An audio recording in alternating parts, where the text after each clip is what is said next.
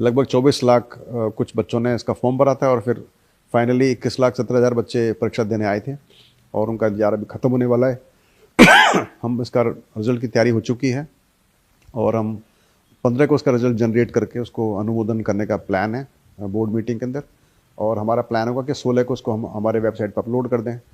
यही नहीं, बाकी जो दूसरी परीक्षाएं हैं, प्लेटून कमांडर, ड्राइवर और परिचालक, उनका भी प्लान है कि वो 15-16 को उनका रिजल्ट भी हम निकालें और 16 को या 17 को उसको अपलोड करें। तो आपके माध्यम से मैं ये रिक्वेस्ट करूंगा सभी कैंडिडेट्स को कि जब तक आपको मैं ना बताऊं आप वेबसाइट पर ना जाएं, उसको हमको अपलोड करने दें और जैसे हम 16 को अपलोड कर लेंगे आपको बता देंगे। उसके पहले मेरा प्रयास होगा कि 15 को मैं कट ऑफ तो जारी कर दूं अपने एक्स के माध्यम से या और दूसरी किसी माध्यम से, ताकि आपको पता पड़ जाए कि उसकी कट ऑफ कितनी है। ऐसे मुझे फिगर्स तो याद नहीं होंगे कि कितना बदलाव हुआ, लेकिन मेरे पास एक डेलीगेशन आया था एम्बेसी वर्क का और उन्होंने रिक्वेस्ट की थी कि इसको दोबारा देखा जाए। तो चूँकि जो पदों का वर्गीकरण संबंधित विभाग ही करते हैं, तो हमने उसको उस पूरे जो उनका जो डेलीगेशन का जो रिक्वेस्ट था हमने भिजवा दिया था विभाग को और फिर उन्होंने उसके ऊपर मंथन करके उसका जो भी चेंज किया है, पर एग्जैक्ट डिटेल्स मुझे मालूम याद नहीं है और वो हमने पूरी पब्लिश की हुई है। ये कल हमने उसको छाप दिया था, तो मुझे लगता है कि आप यदि वेबसाइट पे देखेंगे आपको मिल जाएगा। पद वृद्धि होने वाली थी और अभी भी कोई ऐसा मेरे को सूचना नहीं है और कोई संभावना भी नहीं, क्योंकि रिजल्ट ऑलमोस्ट बन चुका है। बस खाली उसको फाइनल बस क्लिक दबा के निकालना है और वो रिजल्ट निकला है जो कि अभी इस समय की स्थिति है पदों की। यानी कुछ चेंज हुआ है वर्गीकरण, जो तो एमबीसी पदों को और एक शायद पद आरपीसी का बढ़ा है। उसके आधार पर जो हमारे रिजल्ट निकलने वाला है उसके आधार पर रिजल्ट निकलेगा और अभी इसके अलावा कोई पदवृद्धि की मुझे सूचना नहीं है। जब भी परीक्षा अलग अलग पारी में होती है तो नॉर्मलाइजेशन करना एक आवश्यकता होती है। अपन सिर्फ 6 पारी की बात कर रहे हैं। मैं देख रहा हूँ कि जो दूसरी संस्थाएं हैं जैसे IBPS है, NTA है, SSC है, ये परीक्षाओं को 20-20 पारियों में, 30 पारियों में कराते हैं और फिर नॉर्मलाइजेशन करते हैं। हम तो सिर्फ 6 पारी में इसका नॉर्मलाइजेशन करा रहे हैं चतुर्थ श्रेणी परीक्षा का। तो एक हम इक्विपर्सेंटाइल फार्मूला यूज़ करेंगे। इसके पहले हम Z फार्मूला इस्तेमाल करते हैं जो कि हमने पशु परिचर में इस्तेमाल किया था, जो कि मीन बेस्ड फार्मूला था। फिर उसके बाद हमने देखा कि उसका जो परिणाम निकला था पशु परिचर में वो बिल्कुल दुरुस्त नहीं आया था, उसमें कुछ खामियां नजर आई थी।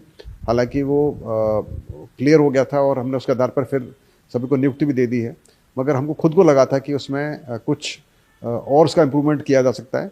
और इसी वजह से फिर हमने जो SSC द्वारा अपनाया गया फार्मूला है इक्विपर्सेंटाइल स्टाफ सिलेक्शन कमीशन द्वारा, फिर हमने उसको अपनाया और उसके आधार पर फिर हमने जेल प्रहरी और पटवारी परीक्षाओं का जो नॉर्मलाइजेशन किया, जो दोनों परीक्षाएं 2-2 पारियां हुई थी और उसका रिजल्ट अच्छा निकला।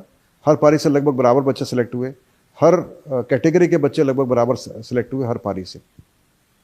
यानी कि मान लो SC कैटेगरी के बच्चे फर्स्ट शिफ्ट जितने थे उतने ही बच्चे फिर सेकंड शिफ्ट से सेलेक्ट हुए और इसी माफिक हम इस फार्मूले का इस्तेमाल करेंगे चतुर्थ श्रेणी परीक्षा में। उसमें भी इक्विपर्सेंटाइल फार्मूला इस्तेमाल किया जाएगा और चूंकि लगभग 54,000 पोस्ट हैं तो हर पारी से लगभग 9,000 बच्चे सेलेक्ट होंगे। यही इक्विपर्सेंटाइल फार्मूले का एक खूबी है। और यही नहीं, हर पारी से लगभग बराबर SC कैटेगरी के बच्चे, बराबर SC ST कैटेगरी के बच्चे, बराबर EWS बच्चे, बराबर जनरल कैटेगरी के बच्चे, लगभग बराबर बच्चे सेलेक्ट होंगे।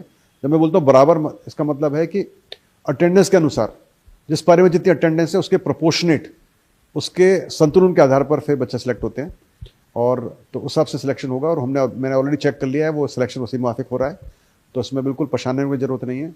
लगभग हर पारी से 9,000 बच्चे सेलेक्ट हो रहे हैं और हालांकि 2 टाइम्स का थोड़ा फर्क पड़ जाता है लेकिन ऑलमोस्ट सेम है, तो बहुत ज़्यादा फर्क नहीं होगा जब सिलेक्शन होगा तो।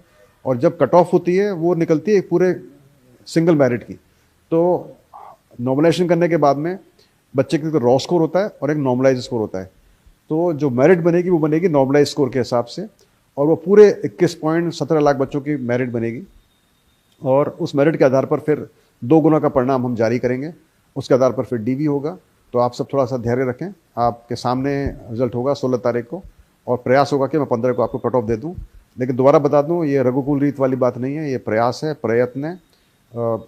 पता नहीं पड़ता कभी कुछ क्या हो जाए, मान लो बोर्ड मीटिंग ना हो पाए किसी वजह से तो फिर वो आगे सरक जाएगा, मगर हम कोशिश करें कि 15 को बोर्ड मीटिंग हो और हम इसको फाइनल अंजाम दे दें।